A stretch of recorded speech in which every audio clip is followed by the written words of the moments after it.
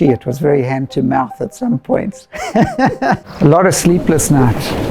Yeah, lying there in bed, things going through your head. Just, what about this? What about that? Running that production was pretty stressful. It was a struggle. Not getting the right fabrics. Yeah, it was chaos. I'm Laurie Holmes from the Holmes Brothers. We produce a surf lifestyle brand, and we started in 1994. Probably took us about 6 years before we really got the Holmes Brothers off the ground. I was quite a strange kid, so I was very much on my own mission from a very early age. And I kept going and ordering surfboards, and the guys used to just laugh at me because I wanted these alternate boards which they were just not prepared to shape. In frustration, I just figured out how to make my own boards, which was absolute chaos. That's really where it all started. I was making boards in the garage.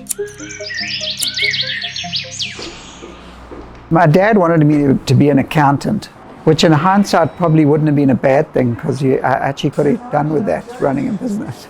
I phoned the Technicon and they only had one position left in fine art. It just gave me such a grounding in design. And at the end of the year, I realized that I didn't want to be a fine artist. I wanted to go into a design field, but I was way too intimidated to do fashion design at the Technicon. At that point, it was just cooler than cool. And I was this little surfer from South Beach. Just did not fit in that box. So I studied textiles instead. And then from there, we opened our first store.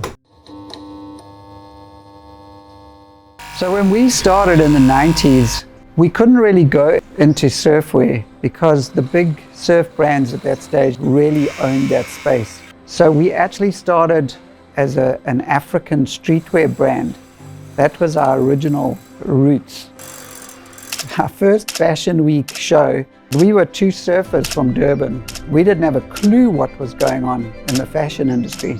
And then I just get this frantic phone call from my brother. Boo, you got to get backstage. I got Vogue New York here.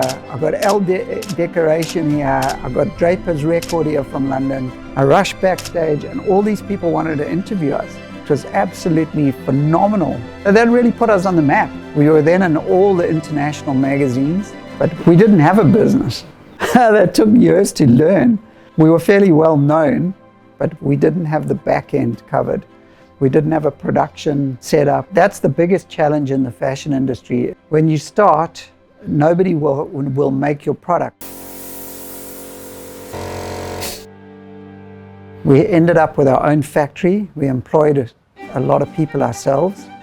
We were doing manufacturing, we were doing retail, we were doing designing, we were doing the wholesale side of the business.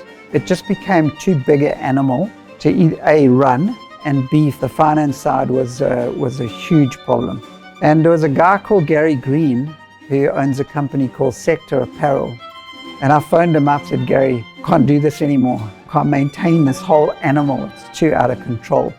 And he said to us, I'll take the manufacturing off your hands, which then freed us up to then grow the shops, focus on our retail and focus on the design side, which has worked seamlessly for 6 years.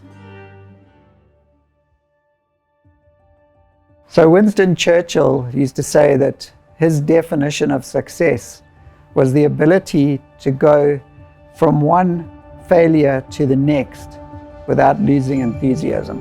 I think that's the thing people don't realize with businesses. They're not straight lines. They kind of do this. We've had some amazing highs where you just don't seem to be able to do anything wrong. There's other times when you don't seem to be able to do anything right. As an entrepreneur, the one quality that you need to have perseverance. It's not a short journey, and there's going to be some tough times, but you have to just push through those and you will succeed. If you just put your head down and you've got a vision and a goal, you'll get through the tough times and make it work. iKhokha.